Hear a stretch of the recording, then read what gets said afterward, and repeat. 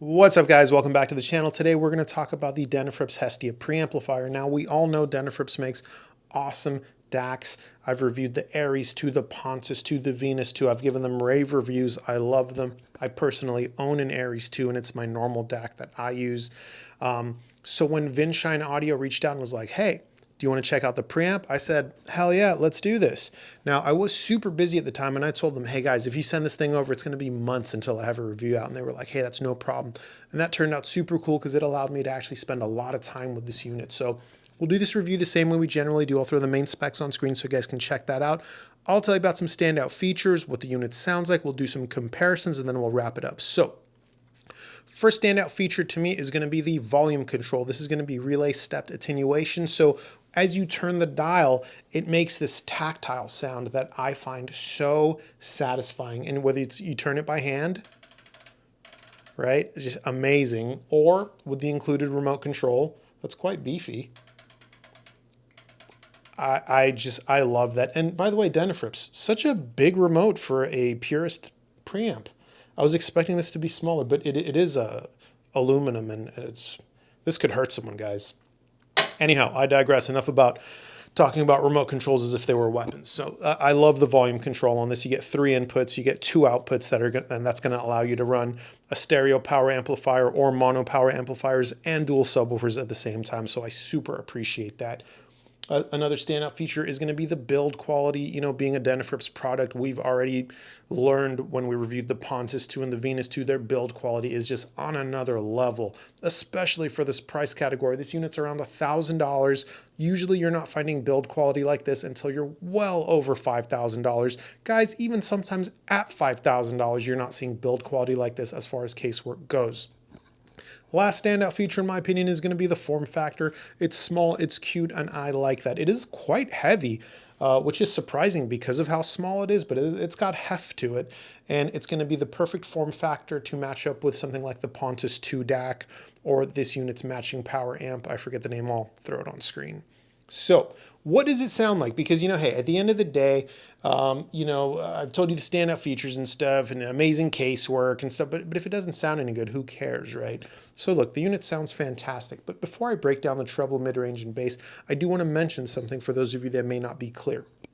This is what I consider a purist piece, meaning every single penny you spend when you buy this unit goes to the casework and the best interior components humanly possible at its price point. So, you know, because when you buy something like that's more full feature, that's got like balance controls, tone controls, DSP, room correction, phono, tuner, and all those things, if it's the same price, there's no way that manufacturer can offer you as good a components and internal construction and give you all those options at the same price. So I would rather buy a purist piece that doesn't give me a whole bunch of features that a lot of the time aren't that good. You're going to upgrade anyway, or you're never going to use. So, my own system, by the way, my own preamp that I use is a purist piece. I don't need all those like features and bells and whistles. I don't use them. What I want instead is when I buy a preamp, for every dollar I spend, to go to the best interior components possible, and that's what you get with the Hestia. So what the hell does it sound like? Well, we've got a top end that's going to be slightly on the forward side of neutral, very open and fairly refined. I'd say very refined, especially at this price point. This is going to be one of the most refined sounds I've heard around $1,000 for a preamp. It did impress me quite a bit. The soundstage was fairly open and fairly expansive, whether we were talking about depth, width, or height.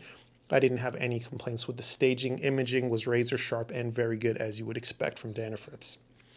I had no complaints about the top end, honestly, guys. It was open, it was expansive, it was sparkly. I wouldn't call the treble to be, sharp, nor would I call it soft or rolled off in any way. I would call it fairly neutral, just a little bit bumped up, just enough to give that sense of expansiveness and openness and clarity. I thought it was fantastic. Detail retrieval also found to be very, very good. Now, moving down to the mid-range, this is really the star of the show here. And it took me a while to figure out that it was the mid-range that was giving me this like really awesome experience, because I would sit down and listen to this and I would enjoy it. I would love it. And I could not put my finger on it. I could not figure out what part of the presentation I was enjoying so much. And being a reviewer or someone who reviews a lot of audio gear, that's usually not my experience. Usually I sit down and I listen to something and I'm like, oh, the mid range is great because of X, Y, and Z. I like the bass because it's doing this. I like the treble because it's doing that. But with the Hestia, I just, I don't know if it's because I was getting just too carried away listening to my tracks and enjoying the experience or what it was. But man, it took me forever to just put this simple two and two together. Where the magic in the mid range is here is this unit from the upper mid range on up through the treble. It's got a presentation that is open, clear, tons of detail. It's fast, it's dynamic, and so on. So the vocal presentation you get from singers, man, there's so much space around these singers. They project into the room in a forward way. But the interesting thing is, it doesn't feel like the singer's like boom, pushed in your face. It still sounds like the singer's kind of where they're supposed to be, maybe between the speakers, maybe a foot or two back, but their voice projects forward into the room. And you get this great sense of depth that I've never heard at this price point. I haven't. Okay. That's one thing I loved about the mid-range. Another thing I really liked about the mid-range is how open and clear it was. And the interesting thing here is like, so from the lower mid-range and down, I would call the voicing of this preamp on the warmer side tonally. So it's interesting here because we can describe the mid-range of this preamp as both warm and fast and dynamic and articulate and open and expansive at the same time. Because usually, if the mid-range is warm, it's juicy, it's thick, it's well textured, but it's not the most open sounding. It's not the most clear. It's just what comes with the territory with warm preamplifiers, especially around $1,000. Not this one. This one is a bit of a jack of all trades. It gives you that warm tonal texture that I think most people really do enjoy a lot. It gives a good sense of realism to the experience. It gives realism to the vocal presentation, whether they be male or female.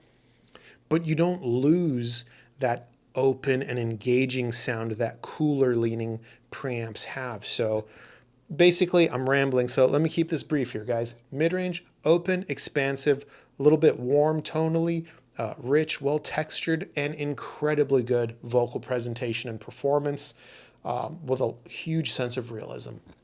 So mid-range, fantastic. Moving down to the bass. Let's talk about the mid-bass first. There's no mid-bass bump to speak of. I like that. I hate it when components or speakers or whatever they may be, have a big mid-bass bump. I find that it makes the music sound too resonancy, and I don't like that at all. So I found it to be a neutral affair, straight down to the bass, where I did feel there was a slight boost in the lower frequencies, say between 40 and 50 hertz, and it gave the music a nice, warm, thick, and rich presentation. I found the bass to be fast enough, dynamic enough, articulate enough, and so on. I didn't have any complaints about the bass performance.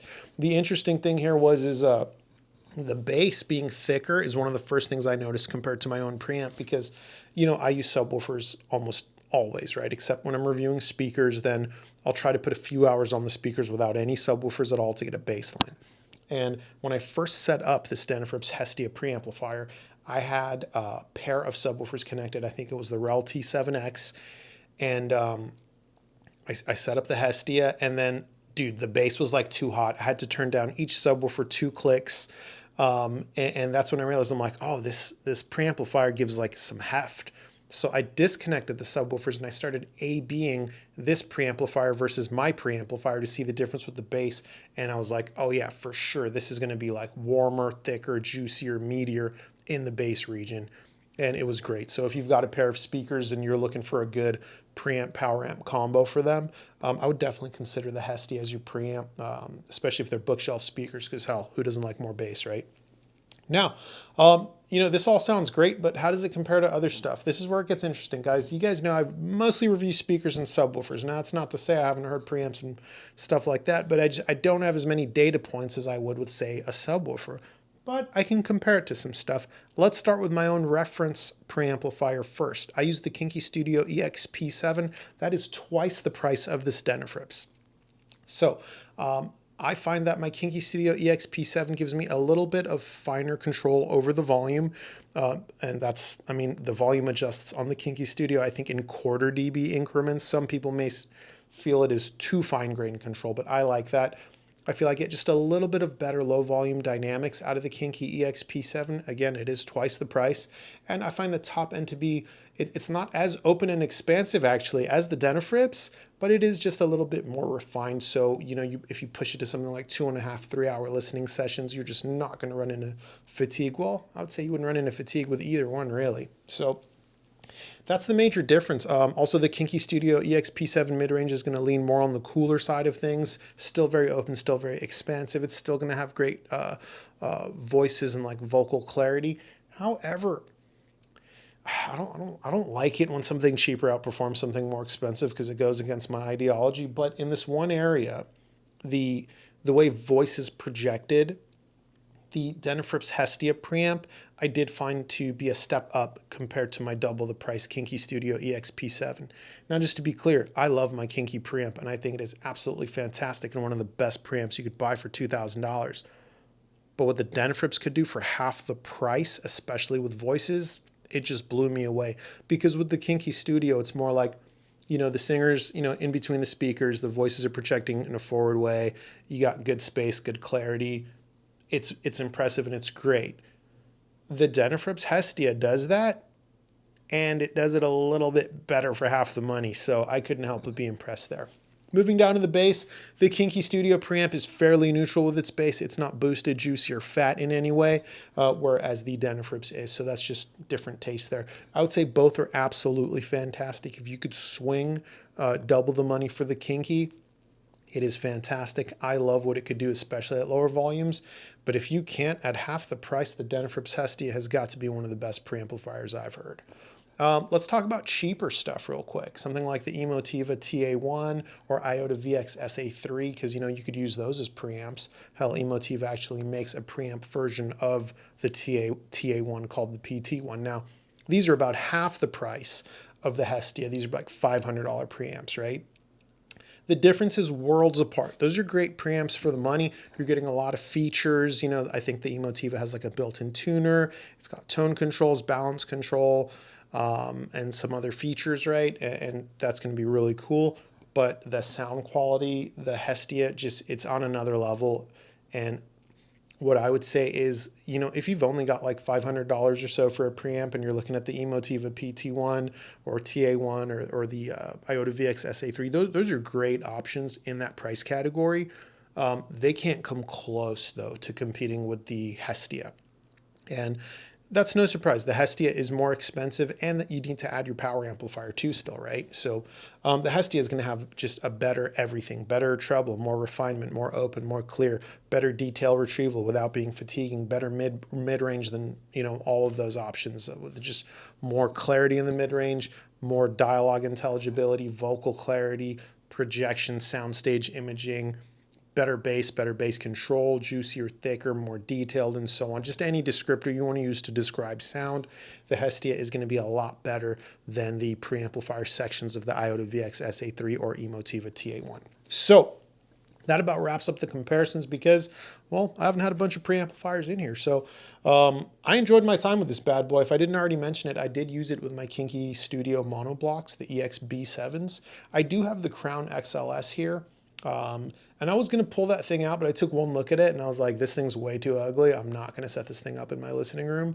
I use that thing to break in subwoofer drivers for car audio. So who knows? Maybe I'll review it one day on this channel. We'll see. But here's the takeaway. If you're looking to put together a system, you want separates, with a preamp and power amp. You're looking for a purist piece so you're getting the best interior components for your dollar.